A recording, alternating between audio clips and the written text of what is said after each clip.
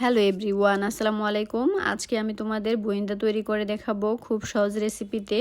তো আমি 1 কাপ বেসন নিয়েছি, দিয়ে দিলাম স্বাদমতো লবণ আর নর্মাল টেম্পারেচারে থাকা পানি দিয়ে এটাকে গুলিয়ে নিব।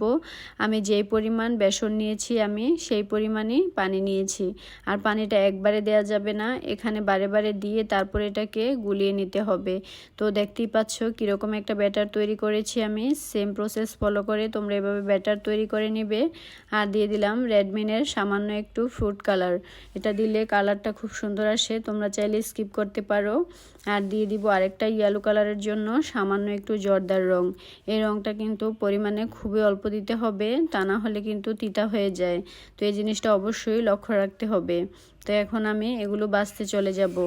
তো চুলার আঁচটা হাই হিটে রেখে আমি তেলটা গরম করে নিয়েছি। তো এখন আমি এরকম একটা ছাঁচনির মাধ্যমে বানিয়ে নিব।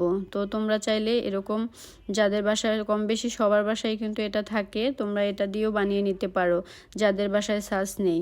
তো তেলটা হাই হিটে গরম ছিল দেখে একটা বুইন্দাও কিন্তু আমার নষ্ট হয়নি, সবগুলো ফুলে ডাবল হয়ে গিয়েছে।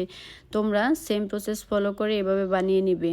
তো এই পর্যায়ে কিন্তু চুলার আঁচটা মাঝারিতে রাখতে হবে, তা না হলে এটা কিন্তু পড়ে যাবে।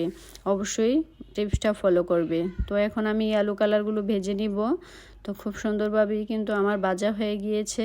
তো তোমরা চাইলে আরেকটু ডার্ক করতে পারো। আর আমি এ পর্যায়ে নামিয়ে নিব। তো আমার মতে বেশি মচমচা হলে খেতে ভালো লাগে না।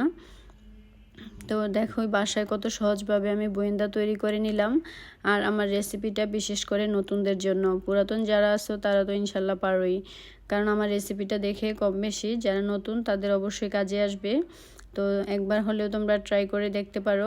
বিশেষ করে এই রেসিপিটা আমার মেয়ে খুব পছন্দ করে। তো এখন আমি একটা শিরা তৈরি করে নিয়েছি, শিরাটা তৈরি করে ঠান্ডা করে নিয়েছি।